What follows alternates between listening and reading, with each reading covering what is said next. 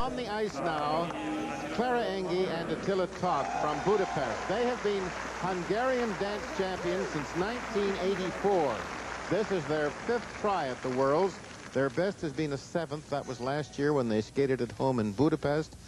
They have an international coaching contingent. Berets from Hungary, Betty Calloway from England, Titania Tarasova from the Soviet Union. And has done something. They were 4th here after compulsories. They'll have to be very good to stay ahead of the Americans.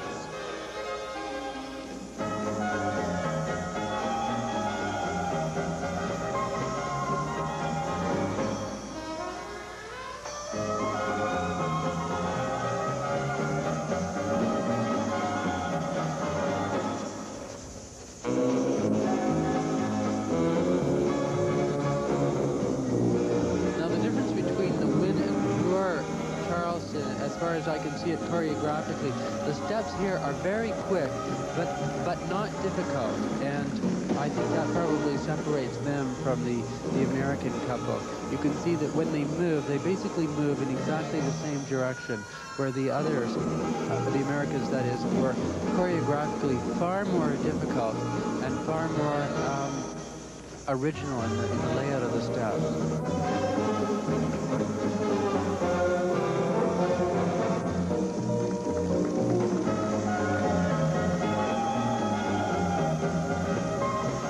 By any chance you did just join us and are wondering why the music seems to have the same tempo for everybody out there, it does.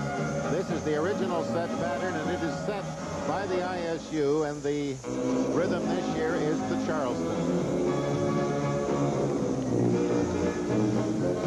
Now the essence of the Charleston has been captured by this Hungarian team, but I think that when we see the Soviets, you will be able to detect the difference in creativity and the uniqueness of steps, which probably will inferably will separate them and put them into the number 1 and 2 positions probably, whereas this is just lacking, I think, in difficulty.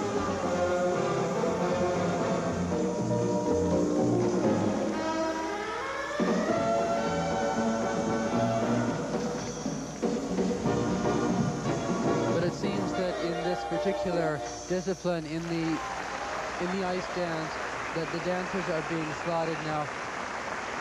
I don't think that they should have marks higher than Win and Drur, and so that would mean that the overall mark should probably be in the neighborhood of about 5-6. And they are, of course, particularly well known because they've been coming to World Championships now since 1985. Engi and Toth of Hungary. The marks are coming up very quickly for this OSP from the International Panel of Judges. And the first set of marks, well, they're technical marks, with a couple of exceptions, are very, very good. And with one exception, they are the highest marks handed out so far. A 5.8 from Austria. It's the highest mark that we have seen. And 5.7s from the Soviet Union, from Canada's Dennis McFarlane, and from the judge from France, who is Daniel Dupay. And now their second set of marks. Again, we have 3 5.7s down to 5.4. So that puts them in first place right now. And if everything goes as it's expected to go, they'll finish up 4th, which is where they started.